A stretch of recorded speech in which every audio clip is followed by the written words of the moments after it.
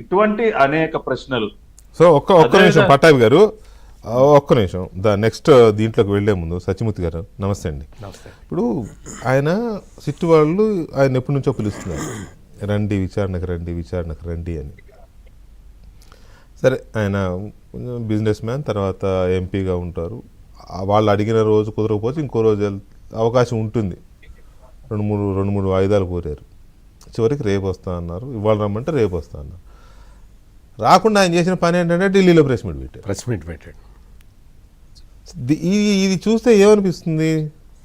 ఫిషీగా లేదు అంటే వాళ్ళకి ఇది మోడస్ ఆపరండి ఒకే విధంగా ఉంటుంది. మీరు చూడండి, మీరు వీకే గారు, అంటే ఎవరైతే ఈ అరెస్ట్ కార్నర్కి వస్తారో వాళ్ళ మోడస్ ఆపరండి మొత్తం ఇట్లాగే ఉంటుంది. మీరు జోగి రమేష్ విషయంలో తీసుకోండి, అంతకు ముందు ఈ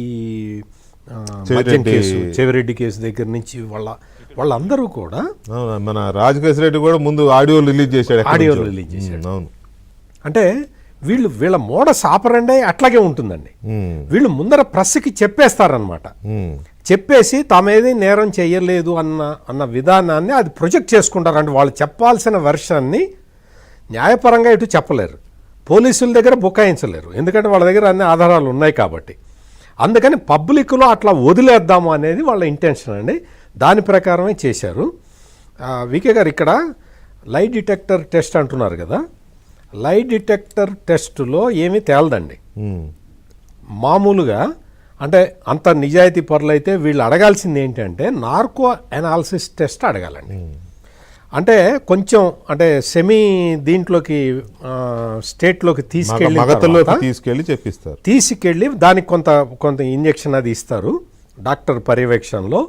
అప్పుడు వాళ్ళు అప్రయత్నంగా అంటే మగతలో స్పృహలో సెమీ దశలో ఉన్నవాళ్ళు ఏం జరిగిందో చెప్పడానికి వీలుంటుంది. లై డిటెక్టర్ టెస్టులో నీ హృదయ స్పందన లేకపోతే బీపీ ఎట్లా ఉన్నది, ఏంటి, బాడీ టెంపరేచర్ పెరిగిందా లేదా అనేదే చూస్తారు. వీళ్ళు మామూలు మనుషులు కాదు కదా, అవన్నీ ఎక్సర్సైజులు చేస్తారు కాబట్టి వీళ్ళకి ఆ తేడాలు రాకుండా వీళ్ళు జాగ్రత్తలు తీసుకుంటారు. అందుకని వీళ్ళు గనక నిజంగా అంటే అడగాలి, ఎటు చెయ్యరు, లై డిటెక్టర్ టెస్ట్ చెయ్యరు, నార్కో అనాలిసిస్ మరీ తీవ్రవాదులు వాళ్ళకి ఉంటారు, ఉగ్రవాదులు ఉంటారు కదా, వాళ్ళకి తప్ప చెయ్యరు. జనరల్గా సివిల్ కేసుల్లో 2-3 కేసుల్లో తేలింది. అప్పట్లో తెలుగు పేపర్ కేసులో చేశారనమాట, ఆ స్టాంప్ పేపర్స్ కేసులో రిజల్ట్స్ వచ్చినాయి, కరెక్ట్ రిజల్ట్సే వచ్చినాయి. వీళ్ళు నిజంగా ఇదైతే మా మీద నార్కో అనాలిసిస్ టెస్ట్ చేయండి అని అడగాలి, అంటే వీళ్ళు నిజాయితీ పరులైతే. వీళ్ళు అట్లా కాకుండా లై డిటెక్టర్ టెస్ట్ చేయండి, మెటల్ డిటెక్టర్తో మమ్మల్ని పరీక్షించండి అంటే ఏం దొరుకుతుంది? ఏమి దొరకదు. వీళ్ళు ఏమీ చెప్పకుండానే అన్ని ఆధారాలు దొరుకుతున్నాయి. ఇప్పుడు వీళ్ళని పోలీసులు పిలుస్తున్నది ఎందుకు అంటే క్రాస్ వెరిఫికేషన్ కోసం మాత్రమే పిలుస్తున్నారు. సాక్ష్యాలు ఆధారాలు అన్నీ సేకరించిన తర్వాత జస్ట్ క్రాస్ వెరిఫికేషన్, వీళ్ళు కరెక్ట్ చెప్తున్నారా లేదా.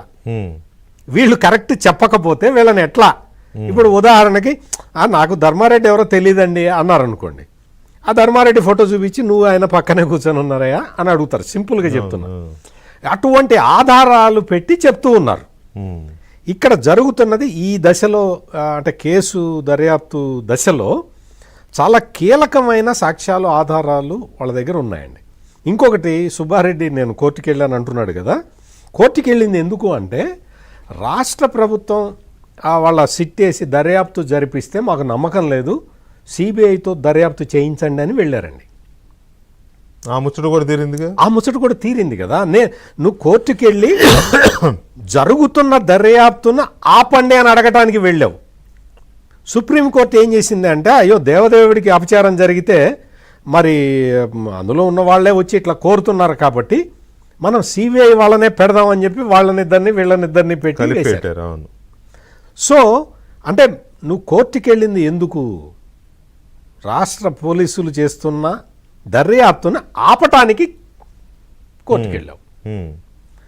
సుప్రీంకోర్టు వేరే విధంగా ఆలోచించి సిబిఐ వాళ్ళని కూడా ఇందులో ఇంక్లూడ్ చేసి పెట్టింది.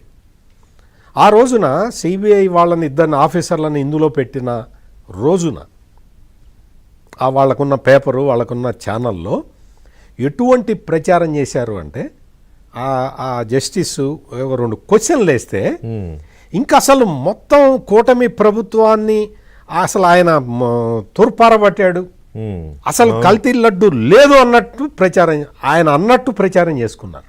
చివరికి ఏం జరిగింది?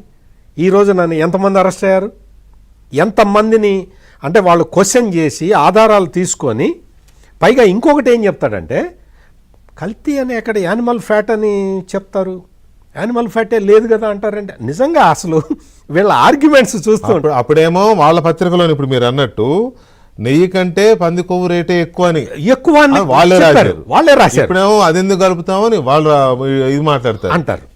అంటే ఇటువంటి నిజంగా అంటే వీళ్ళకి దొరికిపోయారు కాబట్టి